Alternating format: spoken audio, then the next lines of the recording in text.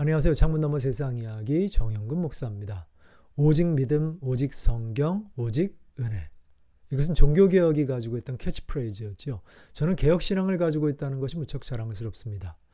종교개혁자들은 당시 로만 캐톨릭, 부패하고 잘못된 성경관, 또 잘못된 신앙관을 가지고 있던 로만 캐톨릭으로부터 하나님의 사람들과 교회를 원래의 자리, 올바른 곳, 성경에서 정말로 말씀하고 있는 것, 그리스도의 복음의 자리로 다시 돌아가게끔 만들었습니다. 오늘날 한국교회도 이런 일들이 있었으면 좋겠다 하는 생각을 가지고 모든 영상을 제작하게 됩니다. 오늘은 오직 믿음으로만, 이것은 종교개혁의 가장 중요한 가치 중에 하나였고 캐치프레이즈고 발견이기도 했는데요.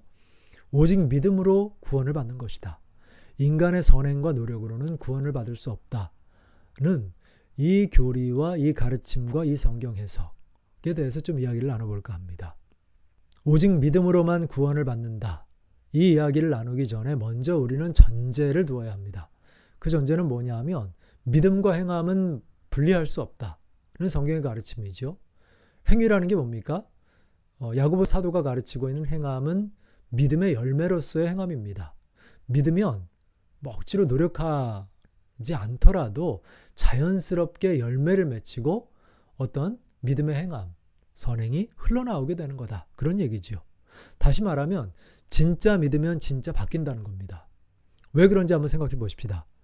진짜 믿는다는 게 뭐죠? 먼저 예수 그리스도를 믿어요. 예수님이 나를 죄에서부터 구원하시는 구세주이심을 믿습니다. 라고 고백하는 순간 뭘 고백하고 뭘 믿는 것이냐 하면 내가 죄인이라는 사실을 인정하고 고백하는 거예요. 내가 다만 내 힘으로 어쩔 수 없는, 죄에서 스스로 벗어날 수 없는, 나는 연약하기 짝이 없는 그런 죄인입니다 라는 사실을 고백하는 거, 그걸 믿고 인정하는 거거든요. 근데 내가 죄인이라는 사실을 믿고 인정하는 순간 어떤 변화가 생깁니까? 우리의 눈이 바뀌어요. 관점이 바뀌어요. 다른 사람을 바라보는 관점이 바뀌어요.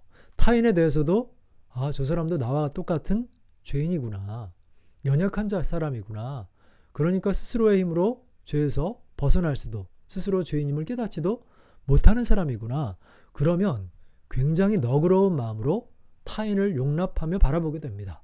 뭐 저런 인간이 있어? 이렇게 생각하기보다 저 사람도 저렇구나, 나와 별 차이 없구나, 나도 별반 다름이 없지, 그렇지, 나도 저럴 수 있고 저 사람도 저럴 수 있지라고 굉장히 용납하는 자세, 이해하는 사람, 공감하는 태도로 사람의 눈이 바뀌게 됩니다. 그러니까 그 관점을 바꾼 게 뭡니까? 바꾸게 한 것은 믿음이에요. 예수가 그리스도, 예수님이 그리스도라는 사실, 예수님이 나를 죄에서부터 구원한 구세주라는 사실을 믿을 때 이 관점이 변화된다는 거죠. 또 어떤 사람이 내세를 믿기 시작합니다. 내세를 믿고 심판을 믿게 돼요. 내세를 믿고 심판을 믿게 되면 어때요? 관점이 바뀌고 세계관이 바뀌고 가치관이 바뀌어요. 그러면 어떤 일이 생깁니까? 하나님에 대한 경외함, 심판에 대한 두려움을 가지고, 그렇죠, 아무 생각 없이 막 살 수가 없게 돼요. 그 이전에 아무 생각 없이 막 살다가 그냥 세상적인 가치관, 그냥 주위 사람들이 그렇다 그러니까 그런 가치관을 가지고 살다가 그렇죠, 하나님의 나라, 또 내세, 그리고 심판을 믿게 되고 거기에 대한 경외함과 두려움을, 마땅히 가져야 할 두려움을 가지게 되면 막 살 수 없게 됩니다. 그러면 하루하루 깨어서 경계하고 하나님의 뜻이 무엇인가 찾으며 하루하루 거룩한 삶을 추구하며 살 수밖에 없게 돼요. 이게 뭐죠? 믿음 때문에 그렇죠. 믿음은 자연스럽게 어떤 열매와 결과를 나타내게 됩니다. 그러니까 진짜 믿으면 진짜 바뀌게 되어 있는 게 맞아요. 바뀌지 않거나 아직도 그 사람의 생각이 바뀌지 않았어, 삶의 태도가 바뀌지 않았어, 방향이 바뀌지 않았어, 그 얘기는 저 사람 진짜 믿고 있는 게 맞아? 이런 의문을 품게 되는 거거든요. 그러니까 진짜 믿으면 진짜 변화되는 거죠. 다시 말씀드려서 우리가 전제해야 될 것은, 전제할 수 있는 것은 믿음과 행함은 동전의 양면과 같은 것이다. 행함이 있는 곳에 믿음이 있는 것이고, 또 믿음이 있는 곳에 믿음의 행함, 열매로서의 행함이 나타날 수밖에 없는 것이다. 이 부분은 기본적인 전제로 깔고 이야기를 하겠습니다. 그렇다면 왜 오직 믿음으로만, 우리가 선행으로는 구원을 받을 수 없는지에 대해서 오늘 좀 이야기를 본격적으로 나눠보십시다. 먼저 그러려면 구원에 대해서 구원이란 무엇인지 정의를 내리고 가야 합니다. 구원이라는 게 뭘까요? 구원이라는 것은 성경에서 말하는 구원은 죄로부터 구원받는 겁니다. 죄에서부터 벗어나는 거예요. 죄 씻음을 받고 죄로부터 구해짐을 받는 것입니다. 천국이라는 게 뭐죠? 천국은 그냥 막연히 영원토록 배부르고 등 따시게 사는 좋은 곳이 그런 낙원의 개념만이 아니라요. 성경에서 말씀하는 천국은 죄가 없는 곳이에요. 죄가 없는 하나님의 완전한 통치가 이루어지는 장소예요. 그러니까 천국이 좋은 것은 뭐 때문에 그래요? 죄가 없으니까. 죄가 모든 이 세상의 고통과 절망과 눈물과 탄식과 이 모든 근원이 되는 죄가 없으니, 죄가 없는 곳이니 그곳이 얼마나 우리 인생들에게 정말 좋은 곳이겠습니까? 그러니까 눈물이 없고, 그렇죠? 아픔이 없고 완전한 하나님의 나라가 되는 거죠. 자, 그럼 첫 번째입니다. 왜 오직 믿음으로만 구원받을 수 있나요? 선행으로는 안 되나요? 첫 번째는 선행으로는 자신의 죄를 씻을 수 없기 때문이에요. 한번 쉽게 예를 들어 볼게요. 살인죄를 저지른 사람이 있다고 생각해 봅시다. 어떤 사람이 살인죄를 저질렀어요. 그런데 살인죄를 저질렀으면 그 살인죄 딸랑 하나겠습니까? 얼마나 많은 죄들이 그 안에 있고 그 살인죄로 말미암은 영향력이 얼마나 크겠어요. 그로 인해서 벌어진 결과물들이 얼마나 더 참혹한 것들이 많이 있겠어요. 그런데 그냥 딸랑 하나만 가지고 오자고 생각을 해봅시다. 뭐냐면 살인죄를 저질렀어요. 그런데 그 사람이 자신의 마음에 양심의 가책이 느껴져서 이제는 어떤 시설을 찾아가는 거예요. 고아원이나 양로원에 가서 봉사를 하기 시작해요.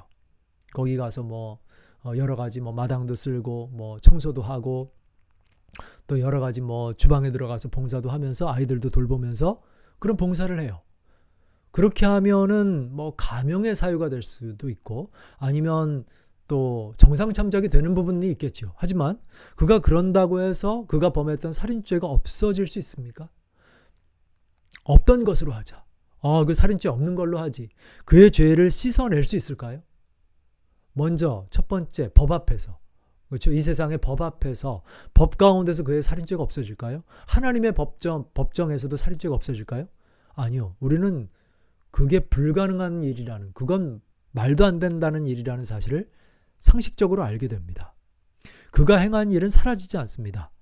살인이라고 하는 죄, 그를 얽매이고 있는 죄의 경향성, 그의 능력, 그가 가지고 있는 여러 가지 죄의 결과물, 이런 모든 또 그가 가지고 있는 죄책감, 여기서부터 벗어날 수가 없어요.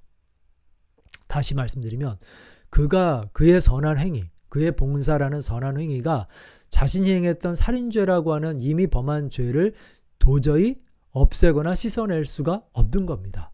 죄의 결과물에서도 돌이키게 할 수가 없어요. 게다가 그의 죄가 단지 일회성으로만 끝날 것이 아니라는 사실을 우리는 또한 잘 알고 있어요. 자신이 행한 선행으로 자신의 죄를 결코 씻어낼 수가 없는 겁니다. 그러니까 선행으로 구원을 받을 수 없죠. 인간의 행위나 노력이나 어떤 종류의 종교적인 행위로도 구원에 이를 수가 있어요, 없어요? 없는 거죠. 두 번째 이유는 행함이라고 하는 것은 절대적인 기준을 매길 수 없기 때문에 그렇습니다. 이게 무슨 얘기냐? 행함은 절대적인 기준을 매길 수 없다. 이 얘기는 두 종류의 사람을 한번 생각해 봅시다. 한 사람은 태어날 때 굉장히 좋은 가정에서 태어났어요. 부유하고 풍요롭고 부족함이 없고 그리고 부모님들도 다 인격적이고 너무 도덕적이고 자상하고 훌륭한 분들이야. 그분들이 이제 교회를 안 다니고 또 예수님을 믿지는 않지만 정말 그런 가정에서 태어났어요. 그러니까 그런 가정에서 태어나서 얼마나, 그렇죠? 좋은 인품을 소유하고 좋은 성품, 또 얼마나 도덕성, 이런 것들, 높은 도덕성을 가지고 이제 자라나겠어요. 그런 사람이 있습니다. 또 반면에 한편에서는 홍등가에서 태어났어요. 엄마는 마약에 쩔었어. 태어나 보니까 엄마는 마약에 쩔어 있고 아버지는 깡패야. 그런 부모로부터 태어난 아이가 있습니다. 그럼 어떻게 자라나겠어요? 어릴 때부터 보고 듣고 자라나는 것이 욕지거리와 중독적인 것과, 그렇죠? 훔치는 것과 이런 어떤 죄악된 문화를 속에서 이제 아이가 태어나서 자라났다고 생각해 봅시다. 이 사람이 예수님을 믿고 어느 날 거듭났어요. 거듭났다고 해서 거기서 뭐 큰 변화가 일어났지만 당장에 그가 가지고 있던 문화와 과거의 습관과 그를 묶고 있는 죄의 영향력에서부터 벗어날 거라고 생각합니까? 그의 도덕성과 윤리적인 능력이, 윤리성이 갑자기 변화돼서 그 앞에서 얘기했던 정말 유복한 가정에서 태어난 사람을 능가할 것이라고 생각하세요? 쉽게 그렇게 안 되거든요. 시간이 필요하고 당장에 그렇게 안 될 수 있고 죽을 때까지도 그렇게 못 쫓아갈 수도 있어요. 무슨 얘기입니까? 행위에 있어서도, 행함에 있어서도 출발점이 다를 수 있다는 거예요. 출발점이 다른 거예요. 출발점이 다른데 절대평가를 할 수 있겠습니까? 하나님의 카트라인이, 자, 구원의 카트라인이 이래. 이 정도는 살아야 돼. 이 정도의 도덕적인 수준을 유지해야 돼. 자, 85점을 카트라인으로 끊었어. 85점 밑으로는 다 지옥이다. 85점 이상은 내가 그래도 등급에 따라 천국에 보내주도록 할게. 라고 이제 하나님이 하시는 분인가. 만약 그렇다면 출발점이 다른 이 정말 이 불쌍한 성도는 예수를 믿었음에도 불구하고 그 자리에 85점 점수에 도달하지 못해서 그냥, 그렇죠? 구원받지 못한 채 심판의 자리로 갈 수 있을 거라는 겁니다. 여러분, 그런데 하나님이 그런 분인가? 성경에서 볼 때 아무리 봐도 하나님이 그런 분이 아닌 것 같아요. 하나님은 절대평가, 카트라인 딱 정해놓고 그 카트라인 밑으로 위로 하시는 분이 아니라 개개인마다 하나님은 사람의 속을 오직 유일하시죠. 어느 누구도, 사람은 외모로 보지만 하나님은 중심을 보시느니라. 하나님만이 온전한 판단을 하실 수 있는 분이라 하나님은 개별적으로 판단하실 거 아니겠어요? 그 사람의 개별적인 인간의 관점으로 그 행위를 판단하는 것이 아니라 하나님께서는 그 사람의 중심을 보고 판단하실 거란 말이죠. 그러니까 단지 눈에 보이는 방식으로 카트라인 정해서 행위를 따라 구원을 나누는 그런 분이 하나님이 아니시다. 그 얘기는 무슨 얘기입니까? 하나님은 인간의 행위가 구원의 기준이 될 수 없다는 거예요. 그렇죠? 우리가 가지고 있는 기준을 따라. 그래서 예수님도 그런 말씀을 하셨잖아요. 함부로 판단하지 말라고. 이게 알곡인지 가라지인지.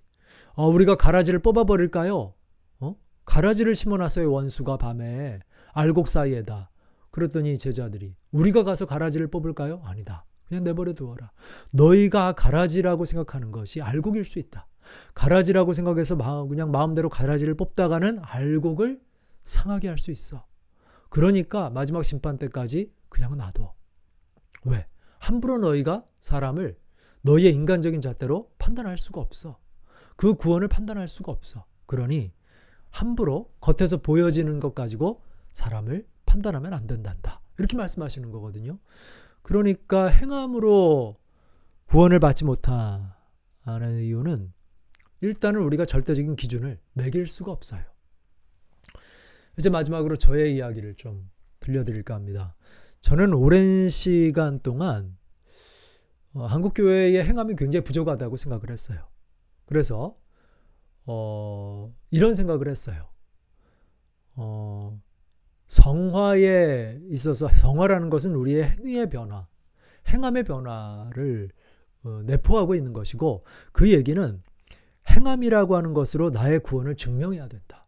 행함이 없으면 내 구원을 이렇게 증명할 수가 없으니까 불안해야 된다라는 스스로의 생각을 했고 그래서 스스로를 계속해서 체근하고 계속해서 달려가야 한다고 생각했어요. 어느 정도 일리가 있는 생각입니다. 하지만 문제가 있었어요. 그 당시 저는 이런 생각을 했던 것 같아요. 제 스스로 되게 교만한 생각을 가지고 나 정도의 도덕적인 수준이나 아니면은 신앙적인 수준을 가져야 구원을 받았다라고 확증하고 증거하고 담대하게 살아갈 수 있지. 그렇지 않으면 구원에 대해서 의심하고 두려워해야 돼. 라는 이제 매우 자기중심적인 기준을 가지고 있었던 거죠. 제 자신을 구원의 커트라인 정도로는 생각을 했던 것 같아요. 그런데 이제 그렇게 살다가 또 그렇게 메시지를 전하다가 어느 날 식스센스급의 반전이 생겼어요. 뭐 시간이 길어지니까 장황하게 얘기할 수는 없지만 제가 굉장히 내가 대단한 사람이 아니구나. 내가 너무 어리석고 내가 무지하고 내가 사랑이 많은 사람이 아니라 사랑에 있어서도 서툴고 어리석기 짝이 없는 사람이구나. 지금까지 했던 일 중에 진짜 어리석은 일들이 너무너무 많았구나 라는 대반전의 그 깨달음, 회개의 사건이죠. 근데 뭐 회개가 막 눈물로 뭐 통곡하면 뭐 그런 시간이 아니라 제 인생 전반과 제 자신에 대한 어떤 새로운 각성이었어요. 제 자신을 보니까 와, 이거 너무 무지하고 사랑에 대해서 또 인간관계에 대해서 심지어 가장 가까운 가족 관계에 대해서도 형편없는 사랑의 수준과 지식을 가지고 있었구나. 이런 바보, 말미잘. 뭐 이렇게 이제 스스로 인식을 하게 됐어요. 그렇게 하다 보니까 제 자신을 보면 아무리 봐도 이건 그래, 내가 만일 행위로 나의 선행과 나의 행함을 중심으로 구원을 생각했으면 나는 진짜 아찔하다. 나는 구원을 못 받는 사람이겠구나. 나는 아무리 봐도 그리스도를 믿는 믿음 주님밖에 없어요. 나는 그냥 아시잖아요, 주님. 나는 그냥 죄인에 불과합니다.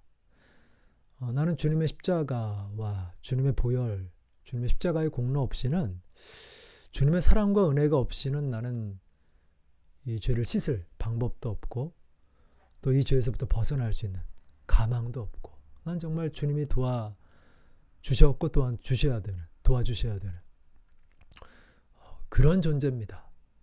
라는 이제 깨달음과 인식으로 다시 한번 주님 앞에 서게 되는 시간이 되었습니다. 그때 알게 됐어요. 이게 오직 믿음으로 밖에는 사람이 구원을 못 받는 게 맞구나. 어느 누구도 아무리 대단해 보이는 사람이라 하더라도 제가 볼 때 그 사람이라는 게 거기서 거기구나. 그렇게 큰 차이가 없구나.